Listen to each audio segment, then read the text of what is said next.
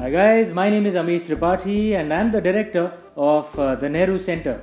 The Nehru Center is the cultural wing of the Indian High Commission in the UK, and we've been in existence for many decades, and we organize wonderful events at this very auditorium.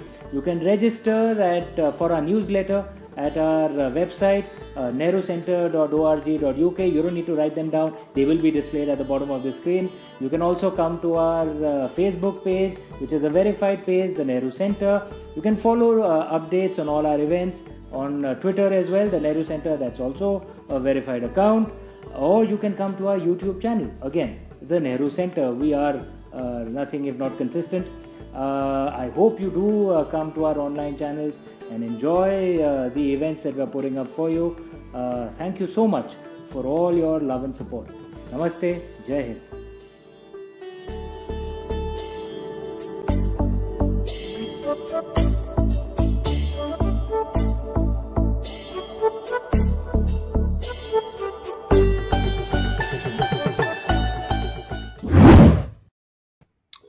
Namaste. Thank you so much for joining us for this program, which is being put up by ORF, India's largest think tank, and the Nehru Center, India's cultural hub in the UK.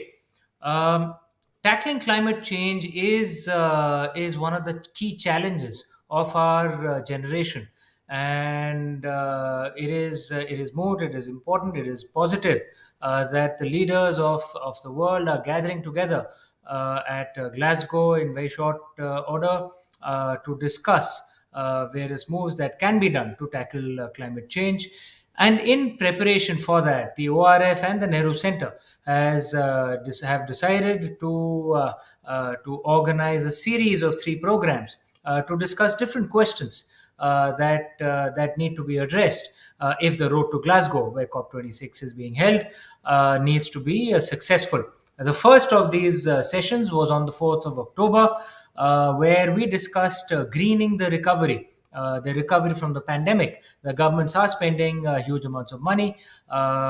Is there an opportunity to green this recovery, to use the recovery itself to drive the climate agenda? The second session, which is happening today, which thank you all for joining us, is about actually the India-UK research ecosystem. Can we create an ecosystem, a research ecosystem? Because tech will be the key, the technologies that emerge will be the key driver in tackling climate change. And the third session, which will happen in a few days, will actually discuss co-financing the green revolution, the green transition. So, what is this session more specifically about? I think the pandemic has shown the strength of the India and UK research ecosystem. UK developed vaccines at a rather cheap cost and quite efficiently, and among the most effective vaccines in the world. India did the same as well, and a large part of this, the most successful, the most widespread vaccine, was actually a part of an Indo-UK collaboration. Therefore, can such an ecosystem, research ecosystem, be built for the other challenge that faces us, which is tackling climate change? And these are the issues that will be discussed by this fine panelist that has been put together. And to moderate and lead this panel, may I invite Kate Hampton up on stage, please. Kate, namaste. Welcome to the Nehru Center ORF platform. Before I leave the stage to you, if I could just give a short introduction. Kate became the CEO of Children's Investment Fund Foundation in March 2016, and she had run CIFS's climate change team since 2009. She has more than a decade's experience in this field, and one can't think of anyone better to moderate this very important panel. Kate, over to you. Thank you so much. And it's a real pleasure to be here online with everybody. And what an interesting topic we have today. In the run-up to COP26, we need to remember that it's not just about commitment, it's also about delivery. And delivery will require a huge amount of technology, as we've heard already, but also human capital investments, the know-how for delivery, business model innovation, academic collaboration. So it's not just hard tech. We also need to think about the soft tech and the social science components. And the multi-stakeholder nature of this transformation is significant. Public-private partnerships are going to be crucial. Countries will both be competitors and collaborators. So we're going to have a really interesting discussion today. We've got a great panel. We've got Professor Basant from IIM Ahmedabad. We've got Vaishali Sinha from Renew Power. We've got Manoj Ladwa, the founder and CEO of India Inc., and Rebecca Fairburn from UKRI. So lots of perspectives here today. And I just wanted to start the panel with a couple of general questions, and please jump in. I'd like to hear comments from each of the panelists, and then we'll jump into discussion. So at a very sort of high level, what do you think should be the priorities for India-UK collaboration on climate change? As we've heard, there's already a very successful research collaboration between the UK and India. How do we get it more climate focused? Be really interested in your thoughts on that. And I'd also be really interested in your thoughts on how do research institutions contribute to scalable and commercial solutions? And obviously, there's lots of collaboration potential on R&D, but as things get closer to commercialization, it becomes a little bit more complicated. So I'd love your thoughts and insights from other sectors or other instances where you've worked on public-private collaboration. So I'll go to Professor Basant first, if that's okay. Maybe your thoughts on those high-level comments to start with. If you could unmute yourself, please. Thank you. Thank you very much, Kate, and I'm happy to be here with all of you on this platform. Broadly, my answer to the two questions is a big yes, because I've seen in the last few years a lot of interesting collaboration happening between UK and India on a variety of things relating to clean energy, clean technologies, and including things like water and so on. So I strongly believe that those experiments should be extended, widened to include more institutions and funded more liberally. And the focus has to be decided by a group of people who understand problems at both ends. And I strongly believe that it has to be mission driven. So the mission has to be developed with some kind of informed discussion between the two parties. And once you have that broad mission in place, if it is related to climate or water or solar or whatever, then a whole host of things can be put together to pursue that mission. And I'll be happy to talk about specifics of what I think can potentially be done. But at a broad level, I very strongly believe that there is a significant potential to pursue objectives relating to climate change. And we have a variety of avenues that can be used. And hopefully we'll get back to some of those specific questions later on. Thank you so much. And it's great to hear some thoughts on how you align people around a mission on climate change. So it'd be really interesting to hear from others where we think the UK-India mission on climate change is aligned to facilitate the kind of collaboration that we've just heard about. I'm now going to go to Vaishali Sinha, Chief Sustainability Officer. Obviously, you've got a more commercial perspective on this. Tell me what you think about the UK-India collaboration on climate. Yeah, hi. Thanks, Kate, for those questions, and thanks to RF for doing this session. I think it's a very significant one. And, first I want to say that, both India and UK are two major players. And unfortunately, we haven't seen enough of engagement on the industry academia front as much as we see in other parts of the world. So this is a much needed session, and I'm glad we are discussing this. Particularly in light of the dynamic leadership on the climate front, both the countries' leaders have shown. Our Prime Minister is deeply committed. I think our 450 gigawatt target is pretty significant, and India is one of the most attractive destinations. And there's no doubt that UK has done an exemplary job with respect to actually making commitments and walking the talk. So there must be more engagement. And what we've seen is when there is industry academia partnership was nice to do, but what we see is that the private sector is really jumping in now, because this is a brand new area. I mean, the sector is evolving and the opportunities are evolving in a significant way. So whether it is digitalization, whether it is, wind wake study, hydrogen storage, there's a huge opportunity. And there is a huge opportunity for institutions which are based, if I could say, perhaps in the global north, who are already doing a lot of research in this area, to bring and test it in this part of the world. Because we need that research, we need those dollars, because beyond a point, I think that flow of funds, knowledge, and expertise, which also resides in some of the countries here, and how we bring them together is critical. Let me give you an example of what we've done. Is we have a center of excellence here at IIT Delhi, and we are partnering with Stanford and with Caltech to come, and we're doing some research on storage. How can we localize storage here in India to meet the requirements here in countries with a certain temperature, where I guess batteries from another part of the world may not work. That is an example of work we are doing.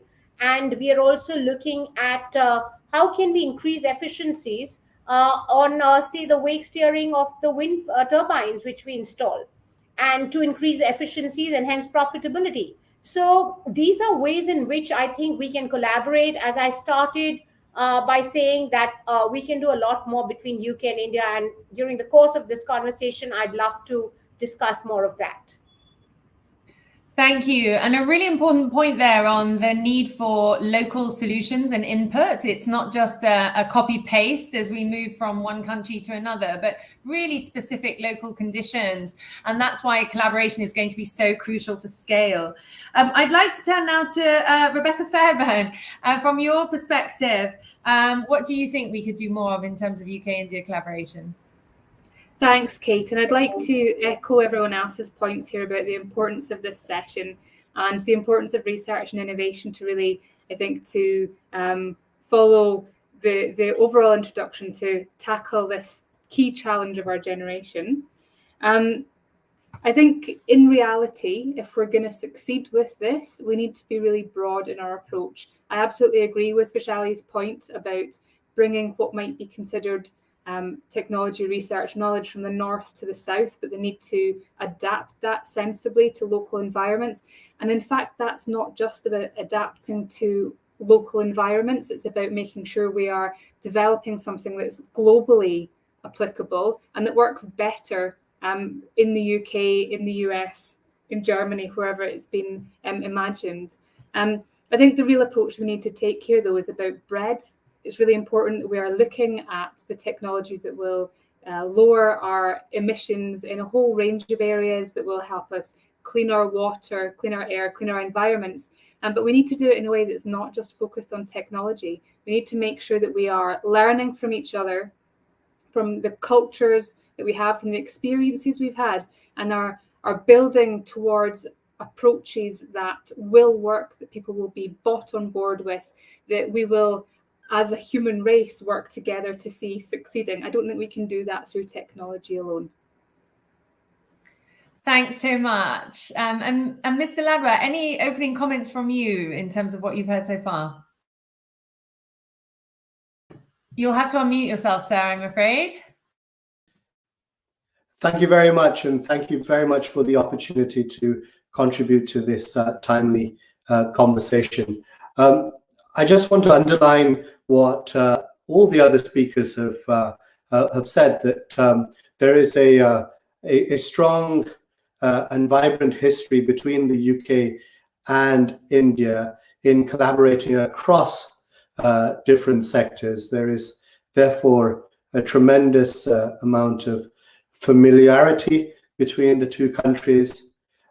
Trust has been built up over many years in various fields of collaboration, whether it's in defense technologies, whether it's in financial services, across the board.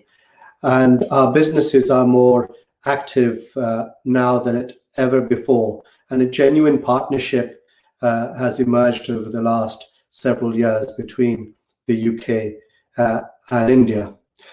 I think fundamentally there will be two pillars upon which the discussion and roadmap around climate change and climate change collaboration between the two countries will rest. One is higher education, and the other is the business-to-business connections. As far as higher education is concerned, there needs to be, in my view, a much stronger alignment between the two countries' institutions and a much more stronger focus on industrial application of the research that is going on. Here in the UK, it has been a strength of the United Kingdom in the way in which higher education institutions and industry tend to work together.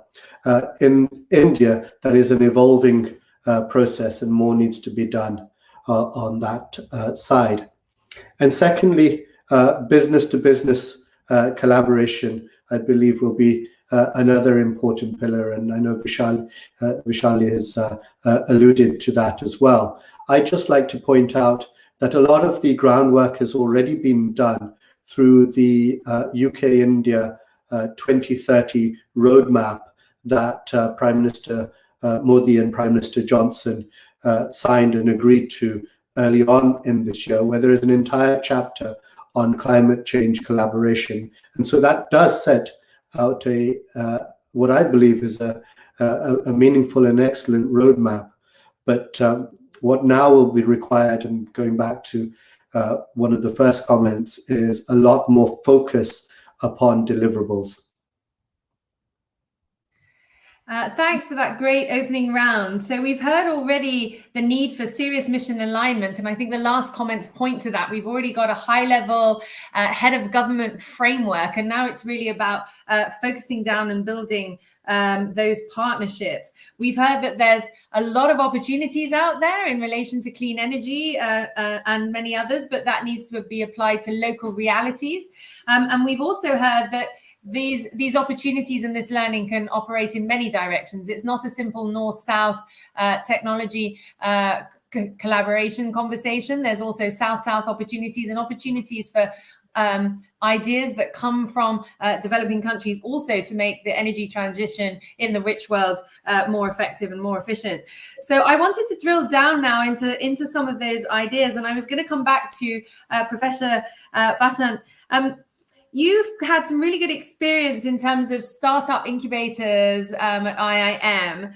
And I was wondering if you had any insights from that model that you think are applicable to climate change and could take on a sort of a transnational nature, given potential sensitivities around competitiveness and commercialization and IP. But what are the learnings here, and how could they be applied both to climate and transnational collaboration?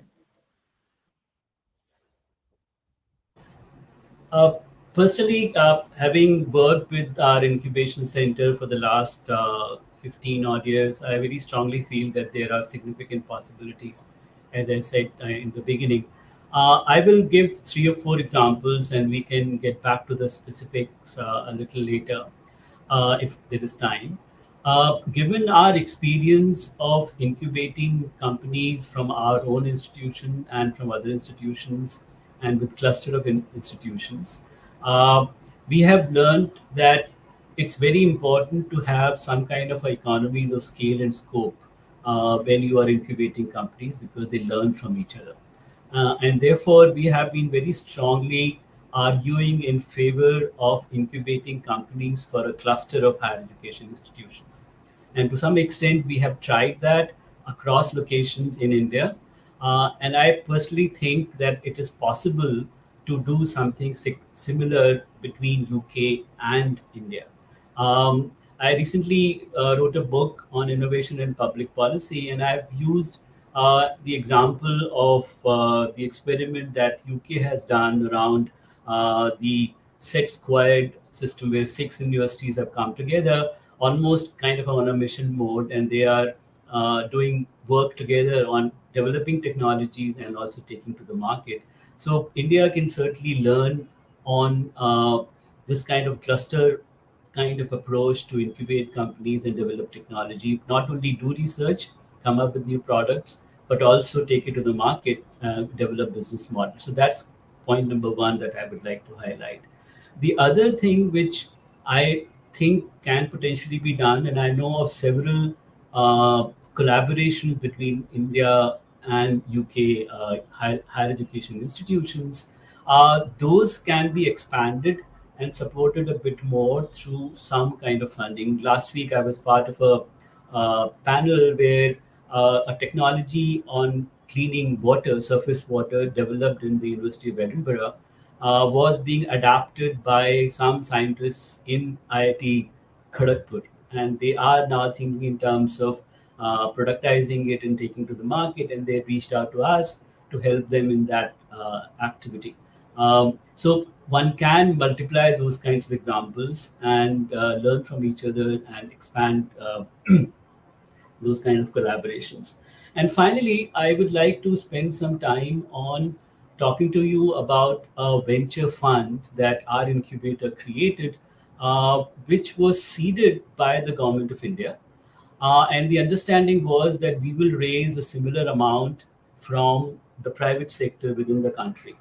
And we were able to raise amount much larger than what was expected.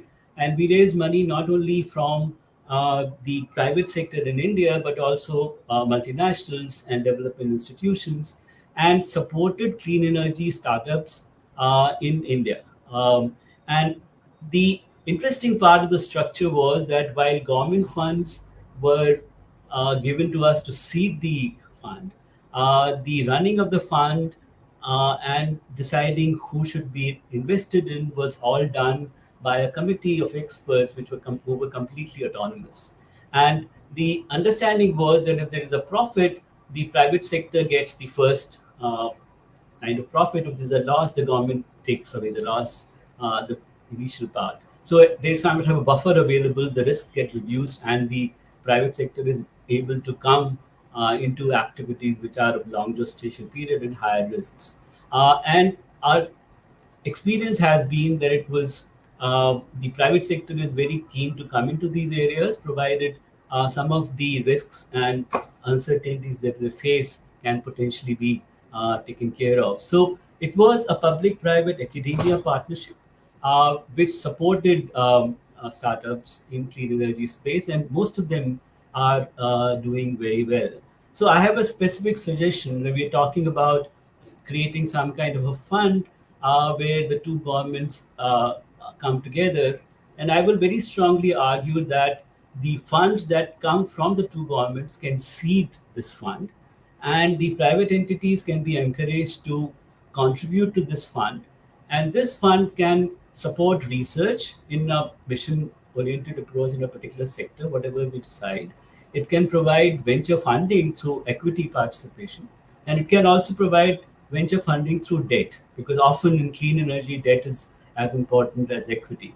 And the key point would be that the functioning of the fund should be professional and done autonomously without kind of interference from either of the two governments or from any other entity, including the private sector entities who contribute. So it has to be done in a very transparent, autonomous, and independent fashion. I can get into the details of the structure of this fund, but I don't think it's the right time.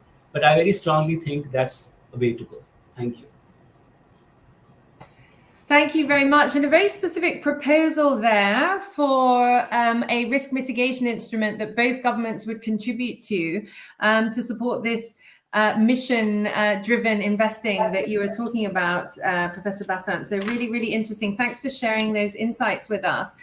I'm now going to go to Vaishali Sinha, who's going to tell us a little bit about the opportunities you laid out right at the beginning: digitalization, hydrogen storage, wind. I mean, I'm sure there are many others. So first of all, do you think that India as a government, but also in the private sector, is spending enough on the clean energy transition? And what are the opportunities that you see for accelerating the deployment of renewables around the world? India's taken a leading role through mission innovation and the International Solar Alliance in really working with other countries to scale up clean energy. What do you see as the unexplored opportunities for India's leadership on climate change? Sure.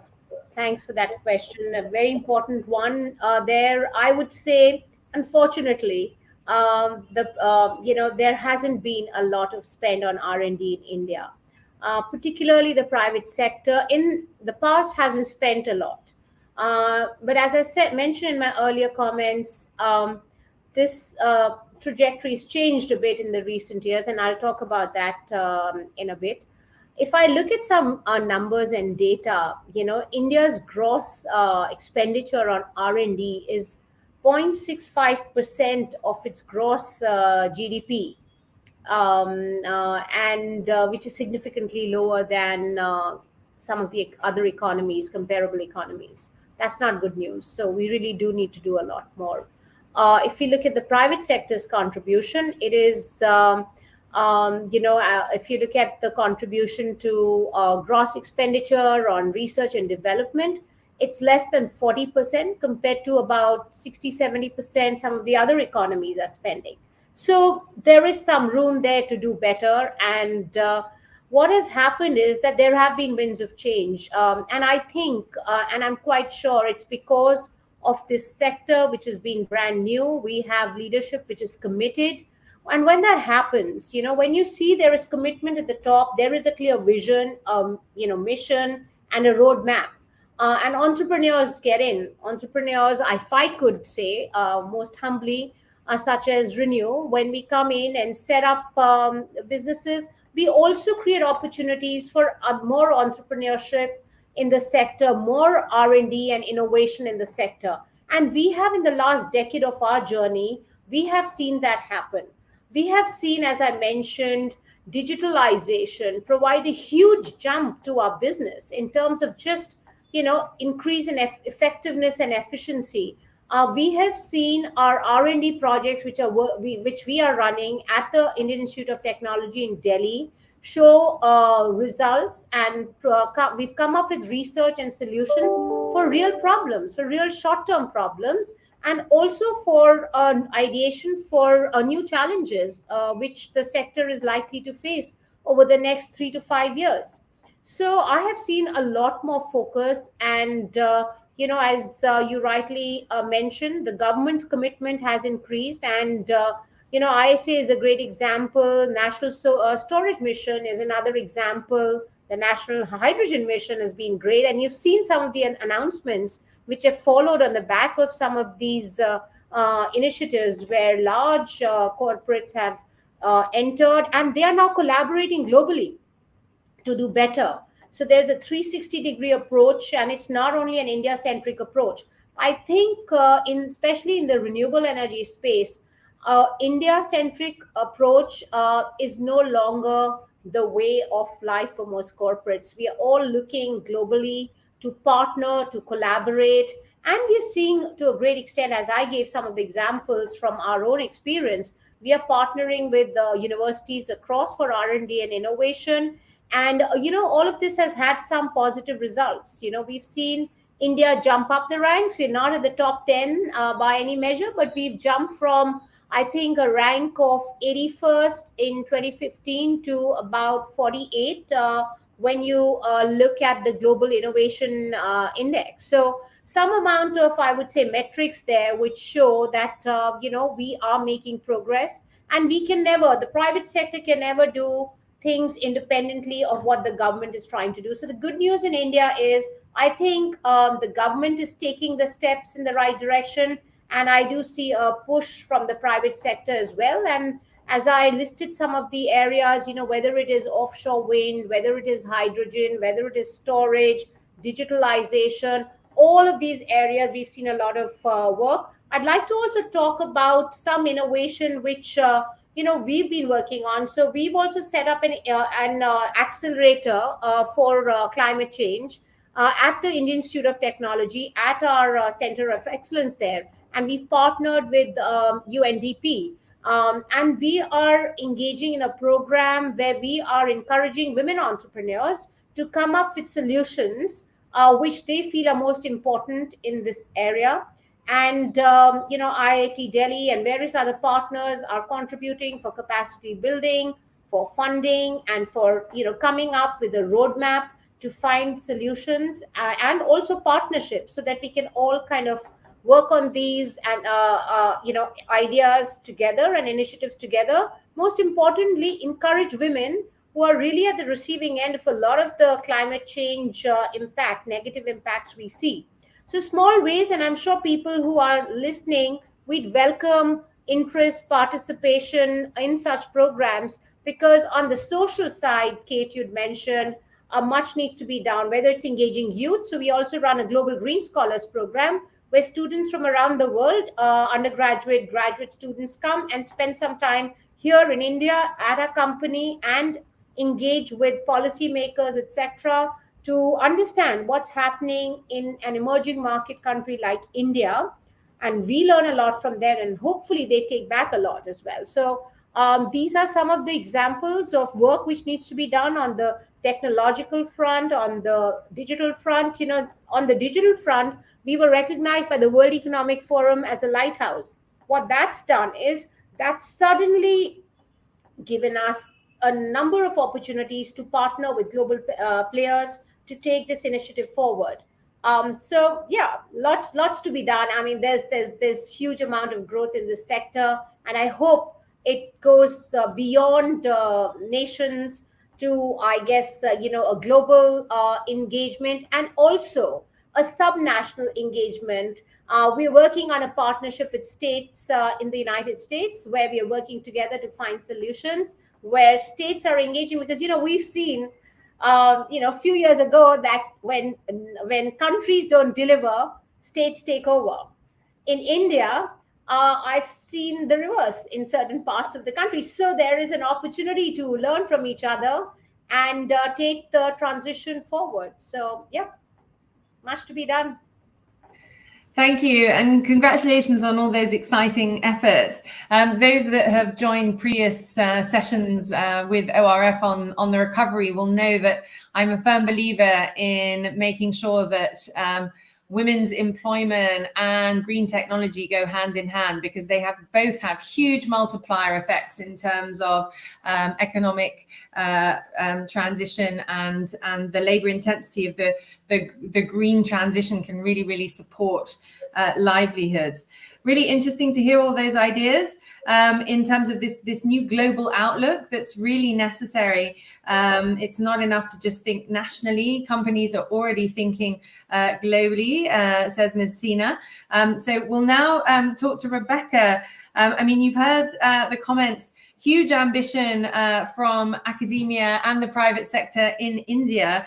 I'm just wondering, from a UK perspective, what are the examples that you have about the necessary conditions for really scaling up from R&D? Are really robust industrial partnerships going to be necessary? What are going to be the other components that are going to achieve the kind of scale that our two previous speakers have spoken about?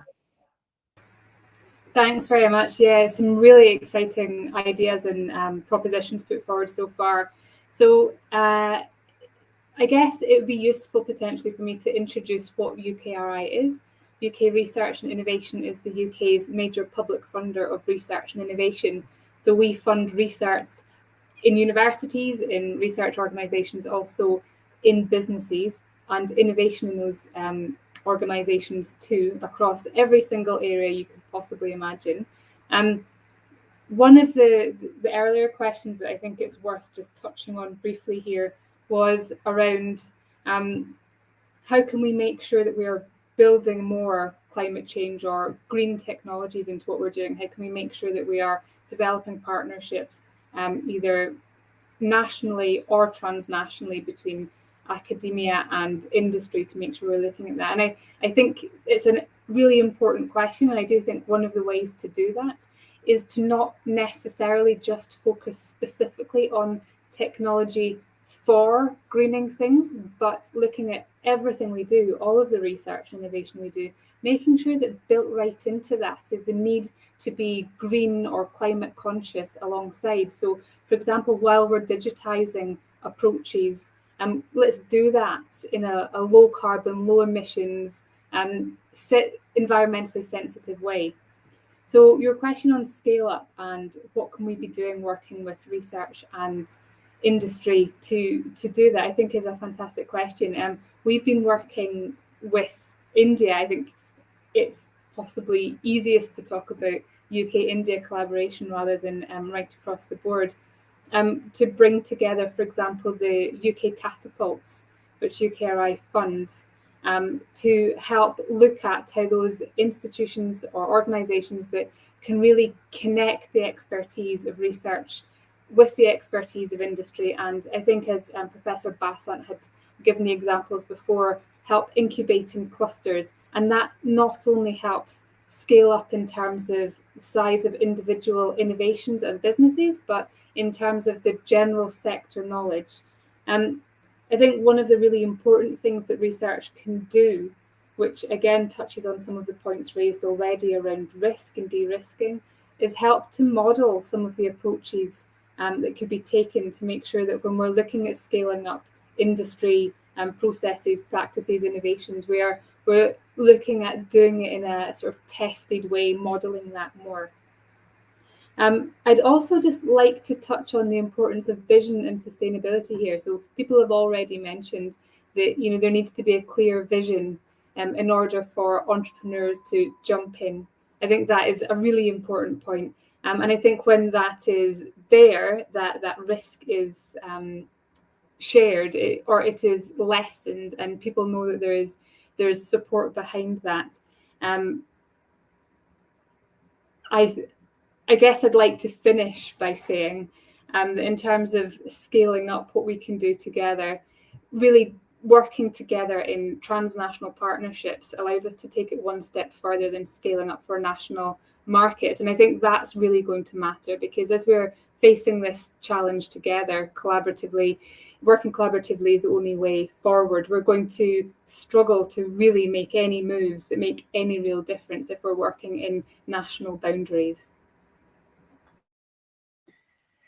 Thanks, Rebecca. Thanks ever so much. I'd now like to move on to Manoj Ladwa to get your thoughts on, we heard Vaishali Sinha earlier mention green scholars and the role of youth, and you mentioned higher education in your comments. So I'd be really interested in your thoughts on how we create a really strong cohort of UK-Indian collaborators on climate change. That would be really transformative. And what can be done? You mentioned business to business and higher education. Is there anything you'd like to add on the business to business part of that as well?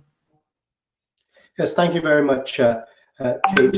I see one of the challenges of the discourse on climate action is that it's often very much a top-down approach or a top-down attitude, and you can understand that given the scale of the problem that the world sees.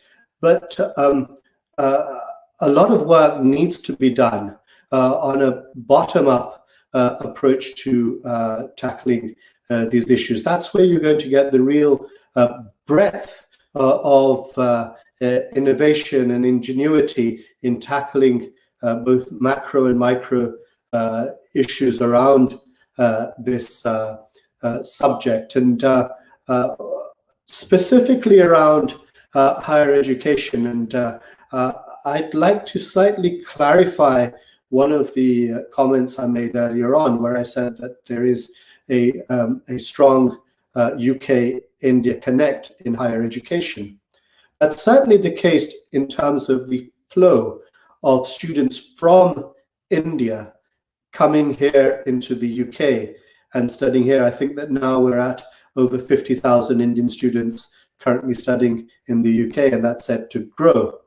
But very little is talked about or done around UK students looking at opportunities to study and develop expertise in India. And I think some thinking needs to be done around how can we encourage more British students to engage in projects in India and with Indian institutions and with fellow students in India. So that's one of my observations there.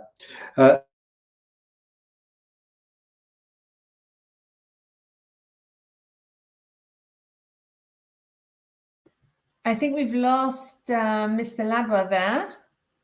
Can I just check with the organizers if I'm the only one? I think we'll have to move on to some of our other speakers, and hopefully Mr. Ladwa will be able to join us again. So just bringing the other speakers into the session for a minute. We've heard a lot of really good ideas around how government can support private sector capital flowing into the solutions with risk mitigation tools. We've heard about the need for clusters of universities working together. We've heard about the need for this to be a global rather than a national approach, and for it not just to be Indian students going to the UK, but going in the other direction as well. We've heard about all of this landscape changing and a real need for a strong enabling environment and mission orientation from the partners. I'm just wondering, as we bring this session to a close, and I think Mr. Ladwa's back, so he'll be able to jump in here. I'd really be interested in some thoughts from you all about what would be the key takeaways. So we've got all the governments of the world getting together for COP26.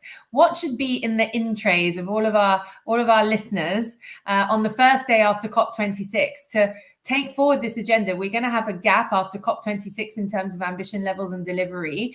And everybody on the line and in the room probably has some insights about where do we go from COP26. So I'd be really interested in your thoughts, given this need for a strong mission orientation, lots of collaboration in lots of directions, what you think the key takeaways should be to relaunch the research agenda following COP26 with this real sense of urgency. But before I ask the full panel that question, I'm just going to ask Mr. Ladwa if he wanted to rapidly finish his comments on business to business before we take the final comments from the panel. Thanks. Yes, my comment on business to business is fundamentally there will be a need for access to capital, and the City of London will play a tremendous role, I hope, in that, especially for Indian companies. Secondly, access to technology, and within technology, I believe that there is a tremendous scope for co-creation of technologies between UK companies and Indian companies, and that innovation ecosystem and supporting co-creation is going to be important. But finally, there needs to be fundamentally a alignment of priorities between the two countries, and what India's priorities as it sees it, as it tackles climate change, and what the UK's priorities are, and how can we align the two to ensure that the right sort of collaboration takes place, that is well funded and has clear channels for ensuring innovation and technology rollouts. Thank you. So that's a great call to action. I'm going to bring in Rebecca first. Rebecca, what are your reactions to what Mr. Ladwa just said? He said had a really clear agenda of really focused collaboration with proper funding behind it. Do you think that's something that we can realize post COP26? What would you add? I absolutely do hope that's something we can realize in the lead up to, as well as post COP26. I think my big takeaway for people to have in their inboxes after the COP26 discussions and events is that this isn't simple. If it was simple, we'd have solved it by now. This is a big challenge. It's global, it is multi-sectoral, it is affecting everyone and in different ways. And if we really want to solve this, we need to build systems that listen to and encourage diverse voices and unexpected ideas that are not developed by one set of people that think they've got one set of answers. We need to be involving industry as much as academia when we're talking about research. We need to be involving, as you've said already, women need to be involved in this, marginalised communities need to be involved in this. We need to view this as a whole system effort.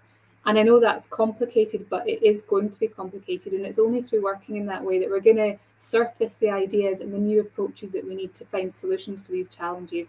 And I absolutely think that can be done. And I think the partnerships we've seen between the UK and India growing over the last decade or more absolutely demonstrate that we can do this. We can work together on challenges that impact us similarly, but to different scales and in different ways. And I think that's where our global solutions will be found. Thanks, Rebecca. And we've seen some comments here on the chat regarding the need to scale up the involvement of young people as well, who are going to drive much of this forward. I'd like to go to Vaishali Sinha now. What are your final thoughts? What would you like to be in everyone's inboxes the day after COP26 in terms of research collaboration for scale and ambition?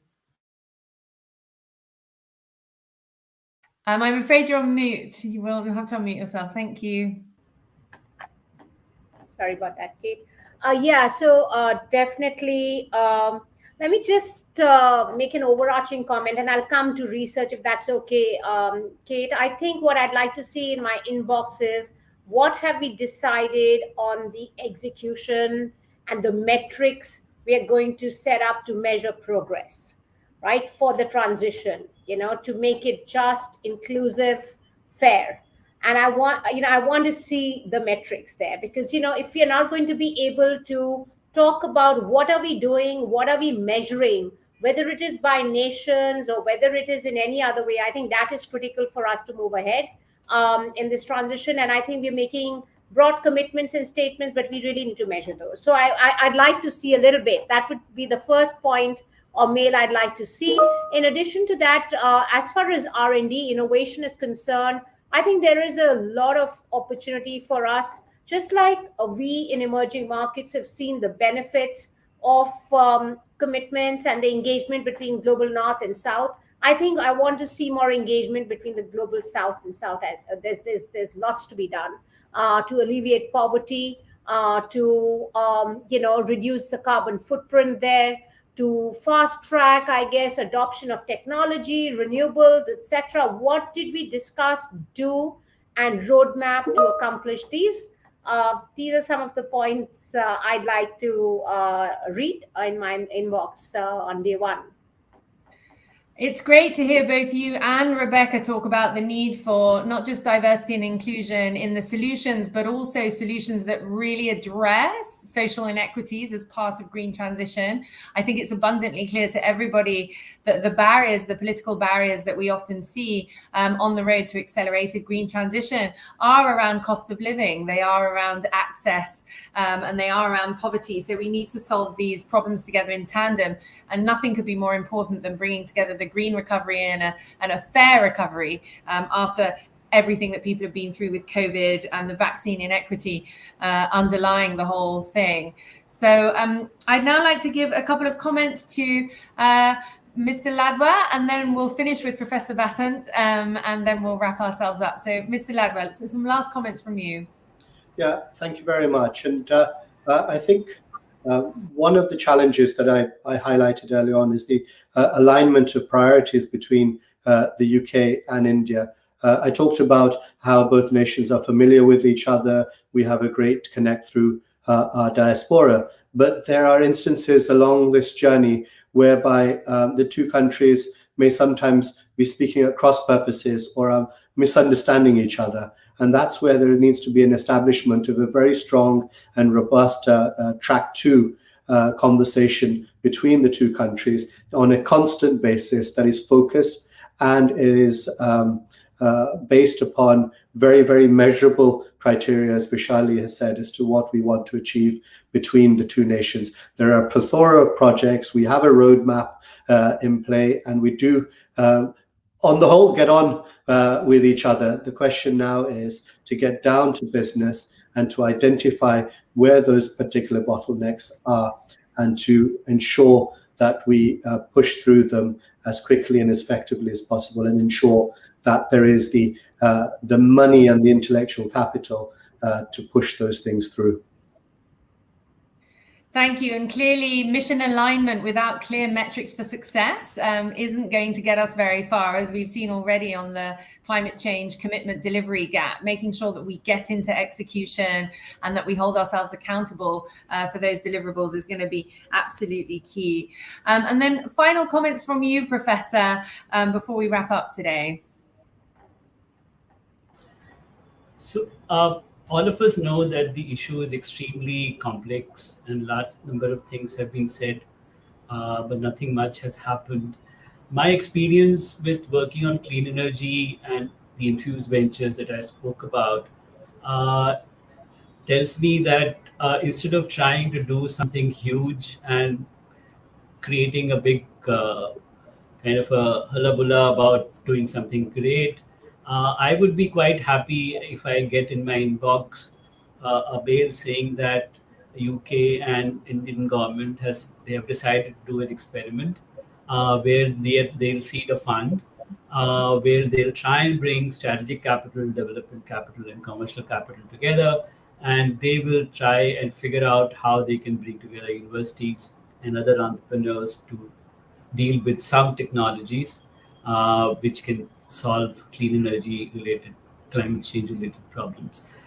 Because in the infused ventures that we had Godrej, we had BP, we had the World Bank, we had Government of India, we had banks, we had SIDBI. So we were able to put together a large variety of investors, and of course, aligning them onto a larger goal is a little tricky issue, and therefore they will not commit to a very large amount of money. So if we can start with a small experiment, that this is what we want to do, bring all the stakeholders together and create a public-private academia partnership.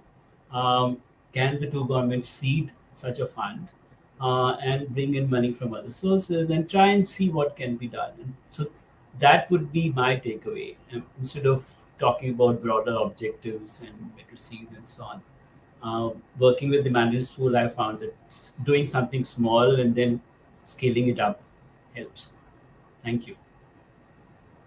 Thank you. So our final comment, a very practical suggestion for, as I understand it, a UK-India collaboration fund bringing in the private sector and academia with the first loss element from government, starting small, learning together, scaling up, and to bring in Rebecca and Vaishali's point, some strong metrics around the mission, making sure that the solutions are inclusive and address social issues, and making sure that there's a really strong global element, that we're not just thinking UK, India, but we're also thinking about the possibility of applying these solutions internationally through India's expanding partnerships on innovation and clean energy around the world.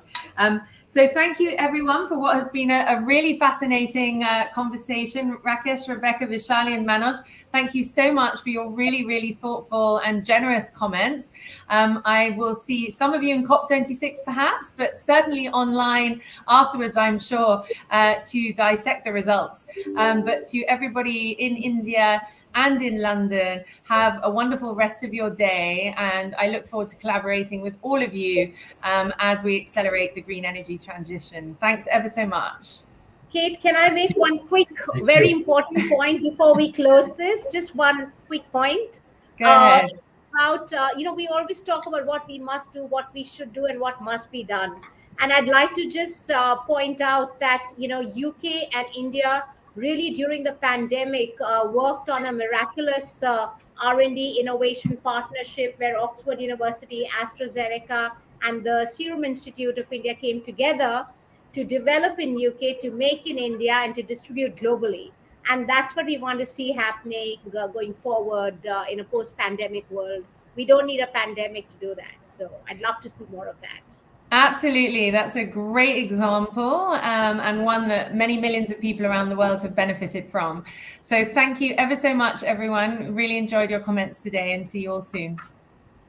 Bye-bye. Thanks, Rebecca.